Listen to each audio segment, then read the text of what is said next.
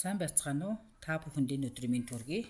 Дорнот аймгийн Хэрлэн сумын хан уул сургуулийн багуул цэцэрлэгийн сургалтын менежер Очротын Мөх гэрэл байна. Ингээд миний бие багангийн багшаар 20 жил, сургалтын менежер 9 жил, боловсролын салбарт 29 дахь жилдээ ажиллаж байна. За та бүхэнд энэ удаа би суралцсан зорилтыг шинжилж, ээлжидэх хичээлийг төлөвлөх арга зүй туршлага танилцуулж байна. За суралцсан зорилтыг шинжилэхийн тулд нэгдүгээрт нь бол багш нар суралцсан зорилтын үйл үгийг бол олно. Үйл үгийг олсноор тухайн суралцсан зорилтоор суралцагчдад хэдэн чадвар олох вэ гэдгийг нь бол баримжаалах юм аа. За хоёрдугаарт нь бол юуг хийх вэ гэдэг асуултаар гүйцэтгэлийг, ямар юуг хийх вэ гэдэг асуултаар нөхцөлийг, яаж хийх вэ гэдэг асуултаар шалгуурыг баримжаалж олно. За нөхцөл, гүйцэтгэл, шалгуурыг бол олсноор багш би юуг заах вэ? Суралцагчид юуг мэдэж авах вэ? Ямар зүйлийг ээлж хичээлдээ төлөвлөх вэ? Сурагчдыг яаж үнэлэх вэ гэдэг зүйл нь бол тодорхой болох юм аа.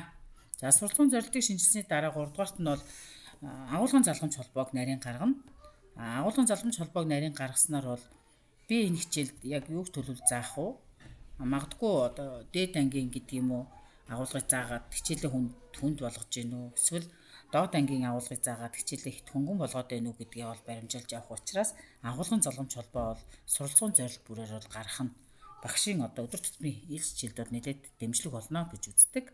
За ингээд суралцсан зорилтыг шинжилсэний дараа ээлж хичээлийг багш нар төлөвлөнө. За ээлж хичээлийг төлөвлөхдөө эхлээд хичээл бүрийн онцлогийг бол тодорхой мэдчих хэвээр. Жишээлх юм бол монгол хэлний хичээлээр их хэлний сурах агуулгыг эзэмшүүлдэг, математикийн хичээлээр асуудал шийдвэрлэх арга зүйг эзэмшүүлдэг. За хүн ба орчин хичээлээр бол сонирхон судлах арга зүйг хичээл эзэмшүүлдэг гэх мэтээр бол хичээлийнхаа онцлогийг мэддэг байх хэвээр. За ингэсний дараа бол суралцсан зорилт бол ээлж хичээлийн зорилго болно гэдгийг багш нар гаргаж ирнэ. За тэгэхээр суралцсан зорилтод баримжаалж бол ээлж хичээлийн зорилгоо тавиад за сурагч юуг хийх вэ гэсэн асуултын дагуу бол ээлж хичээлээ төлөвлөнө. За ээлж хичээлийг төлөвлөх явцдаа бол даалгавар суурилсан ээлж хичээлийг төлөвлөнө. Энэ нь юу гэсэн үг юм бэ гэхээр хичээлийн эхлэл болон гол төгсгөл хэсэгт бол ямар даалгавар дээр сурагчид юуг хийх юм, багш ямар асуултаар дэмжлэг үзүүлэх вэ гэдгийг төлөвлөн заах юм аа.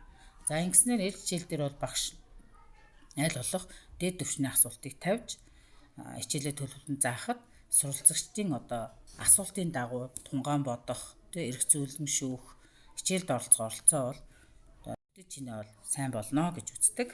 За энэхүү туршлага арга зүйг бол нэлээдгүй олон багш нарт хүргэж явахад бол нэгдүгээрт нь бол суралцсан зорилтын үйл үг бүр хүүхдэд эзэмшүүлэх чадвар гэдгийг ойлгож жагсаалт гаргаж бол багш нар хэвшүүлсэн. За хоёрдугаарт нь бол багш бүр асуултад тулгуурлан суралцсан зорилтыг бол шинжил сурсан. За гуравдугаарт нь хичээлийн бүтцийг алдагдуулахгүйгээр онцлогтон тохируулан ээлжид хичээлийг төлөвлөх арга зүйг бол эзэмшсэн. За дөрөвдүгээрт нь ээлж хичээлд багш юуг заах вэ? Суралцагч юуг хийх вэ гэдгийг урдаас төлөвлөн багшийн асуултаар хөтлөх аргад бол суралцсан. За тэгээ энэхүү одоо суралцсан зорилтыг шинжлэх арга зүйг бол Аймаг сумын ерөнхий боловсролын 362 багшид хүргэснээр багш нар суралцсан зорилтыг шинжилж ээлж хичээлийг төлөвлөх арга зүйд суралцсан байна. За анхаарал тавьсан та бүхэнд баярлалаа.